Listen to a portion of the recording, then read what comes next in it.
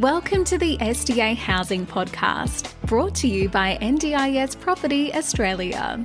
Before starting this episode, we need to provide a general disclaimer. Information contained in this podcast is general in nature only. It does not take into account the objectives, financial situation, or needs of any particular person. You need to consider your financial situation and needs before making any decisions based on the information in this podcast. And you should consider seeking independent and professional advice for your personal circumstances. All right, let's begin.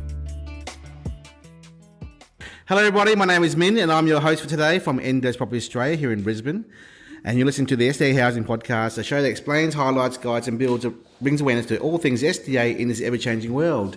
Today we have a special guest speaker, Raymond Hempstead from One Contract Property, but representing his other subsidiary or sister company, UW Property. Raymond Hempstead, welcome. G'day Ming, thanks for having me. Why are you here in Brisbane today for the show? What kind of show are you with? We're at the Building Expo show up in Brisbane for investors. I'm talking there on Saturday at 11 o'clock in room 3, and we've got a display there talking to investors about a whole range of things, but also about NDIS properties and the possibility of investing through NDIS properties as well. Wonderful. Well, 2 weeks ago, I think 2 or 3 weeks ago, Robert from our team spoke to Michael from your team about one-part contract, SMSF. That was very great. So this is a really follow-up to that podcast and talk more about UW Property. Yep. Please explain to us the concept of what this division does in conjunction with the 1CP business model. Yep. UW Property was originally started as an aggregation business, selling or providing properties to accountants and financial planners and investors across Australia. It's now developed, I suppose, further into that, where it's now moving into a position where it's going to be offering head leases across NDIS properties across Australia. Wonderful. What made you offer this service to the market? Understanding the market, tying into what we're doing with One Contract Property and offering choices to investors that are looking to build in their super fund, but then also people that are looking to build outside of the super fund. Looking at the NDIS program and having it as a participant-led model, there's a lot of people out there that I suppose are still scared or risk-averse about the sort of returns that NDIS properties provide, and they're looking at how they can, I suppose, guarantee the income that they're looking to get out of an NDIS property. In looking at that, we've assessed it and we said, okay, because of the relationships that we've got across the market, like with people like yourself, we're comfortable in saying, okay, we believe that we're backing the NDIS basically and saying the products are there, the participants are there, the quality of products are there, and we're putting our name behind a head lease to be able to bring investors into the market that they can now build these properties for the NDIS community. Gotcha. So please explain what this head lease looks like if I was to read a piece of paper saying your head lease offering here on a product, what the kind of product, where is it, what lease terms and payments, and what's going through your mind as a business owner with this offer? What's it offering to the investor here? Yeah, I'll go back one step, and there are people out in the market promoting head leases. Now, what the marketers are promoting as a head lease is they're giving you a lease against the property and basically saying, when we get paid, you'll get paid. And so if there's no tenants in the property, you're not going to get paid. So the head lease is not really worth anything. We're taking it from a different point of view. We're going back to the start and going through tenancy matching, and when we're doing tenancy matching and looking at the associated risks about bringing the tenants on. But we're going to be having a head lease, and it'll be project by project, and we'll assess each one as it comes through. We'll be giving either a 1 year head lease, a 5 year head lease, a 10-year plus 2 5-year options. But we'll be saying you'll be getting X amount of dollars month in, month out, whether there's tenants in the property or not. So really firming up, it is a head lease. It's guaranteeing income coming in on a monthly basis for you. Now, this is obviously different from what the market has seen. Those SIL providers were offering that 6-7% head lease, right? Their objective is to secure the property to run their business from and ensure that they're going to offer some sort of return to the investor. And that's good because the responsibility is back on them as a provider to fill it up and run it properly. That's right. But yours is slightly different. You're not a SIL provider. You're just an arbitrage funding mechanism service. Is that? Yes, that's right. That's right. So other than commercially making money or a small margin, why expose yourself then? From a risk point of view? From a risk point of view, we're in business to make money, and we recognise there is a potential of making a small margin across a whole lot of deals. In looking back, the government's providing great funding through the NDIS program to open up the entire market for the disability community, but it requires investors to be able to put their private money into it. Now, there's a whole lot of background to the NDIS. There's good stories, there's bad stories, and people coming up with, I suppose, their own fear factor in being able to put their money up. We're saying, okay, we understand the market. I was involved in the social side of it 20 years ago with another business. I've seen NDIS progress through to where it is today, and recognise, okay, that risk factor that investors have, if we can remove that risk, from our side, we can make a bit of money, a small margin on the actual process, but we can remove that risk for the investor so they can actually put their money into the system to be able to provide quality housing long term.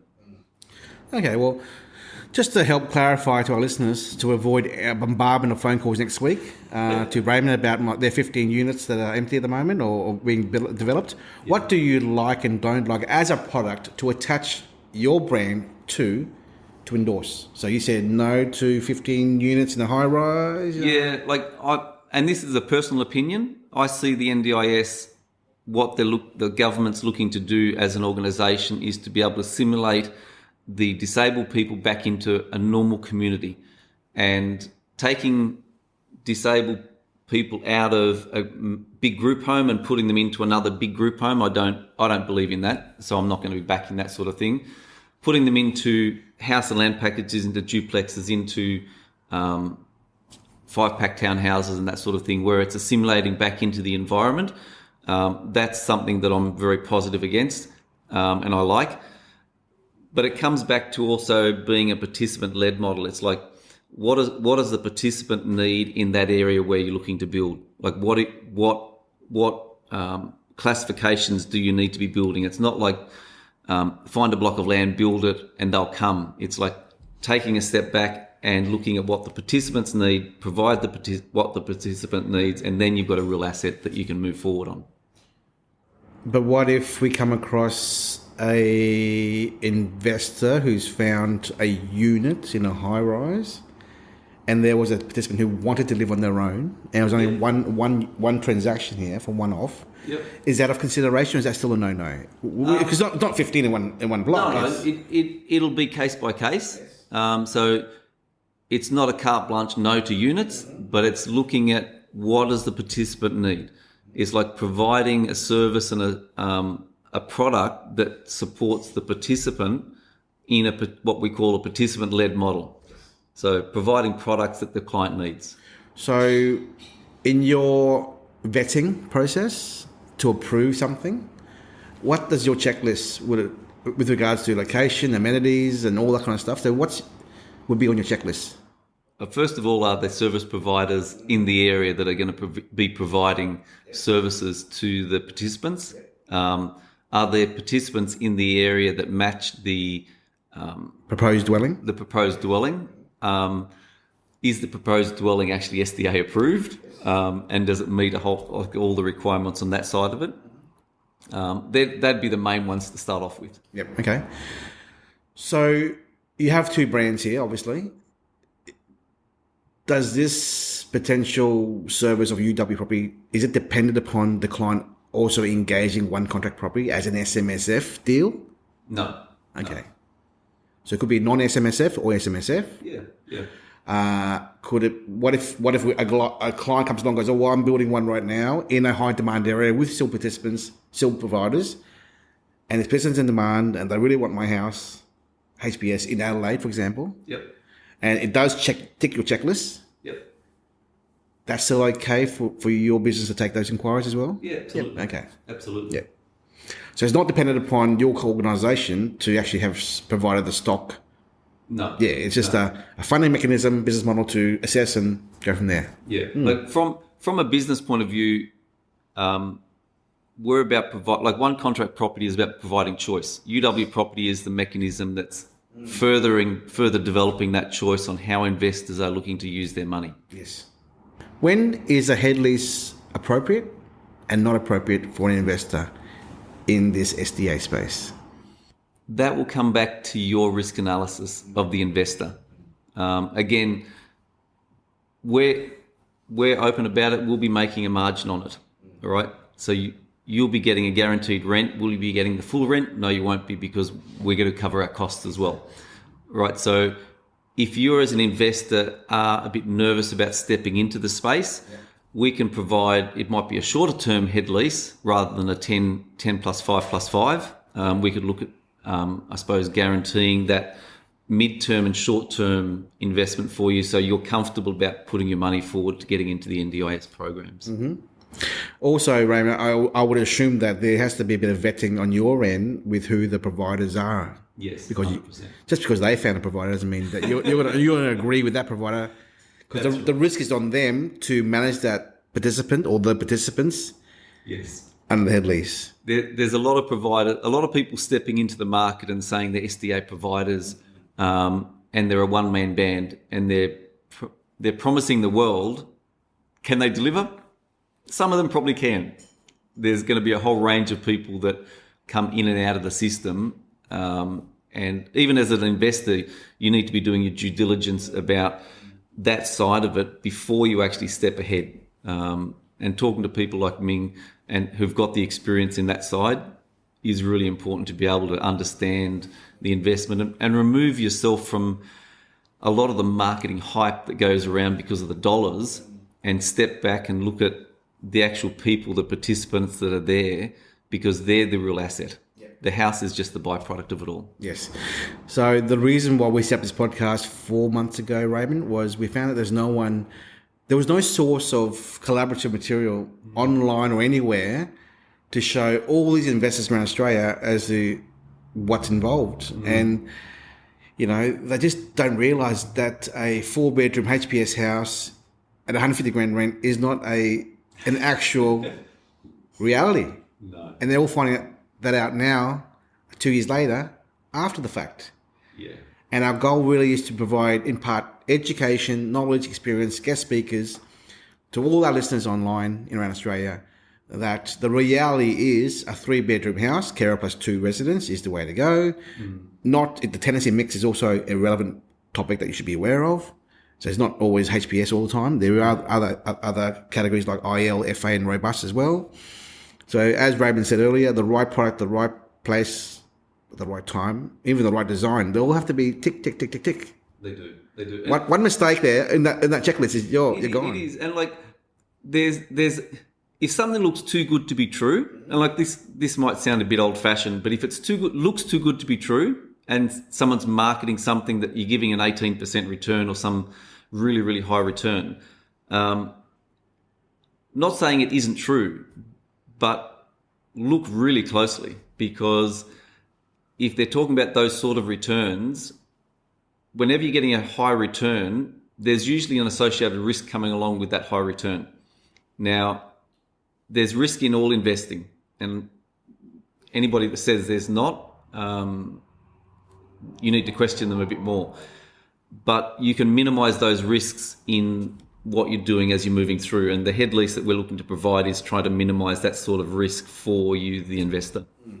So in the real world of property investing, we always go out to get our pre-approved finance, right? Yeah. So everyone knows that. So if you're an SDA investor, you should also get a pre-approved provider, pre-approved participants, pre-approved head lease.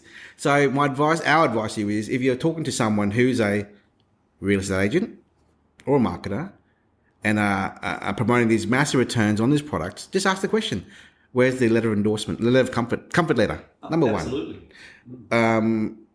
Get your comfort letter from the provider, get your pre-approval letter, get your get in contact with the providers, the housing provider, not the SIL provider, to ensure that they are endorsing this suburb, this area, this design, and the category, to give you level of comfort. Because, before you give away $1 million, you should never ever believe whatever anyone's selling you until you see it written writing, right? That's not to say that anyone is lying to you, but it'd be nice to get some form of confirmation that you're doing the right thing in that area, because what you don't see as an investor is the other 10 houses around the corner being built, because no one's telling you about that. That's right. Right? And that's the thing that Raymond and his team at UW Property or One Contract Property will also do. They'll check who's building what in the area. Are they exposed? Because they don't want to be exposed by risk of commercial shortfall and you're out of pocket for 10 years with an empty house. That's the least that we want to happen. And if Raymond's doing that with his team to ensure that it's the right product in the right area, then obviously that is a good indication to you as an investor that it is the right thing to do. Do your due diligence. Ask the questions. And if you're not sure what questions to ask, speak to Ming, speak to my team to actually find out what questions you should be asking. And speak to 2 or 3 different people. You can speak to a lot of people, then you get lots of different opinions. But look at people that are experts in the industry, not marketers in the industry, but experts and have got relationships in the industry. But do your due diligence. So Raymond, if our listeners or developers or builders, whoever, providers around Australia are listening to this podcast, how should they best contact your team? They can speak to Tony. Tony's inquiring. They can speak to Tony, Michael, Nitton.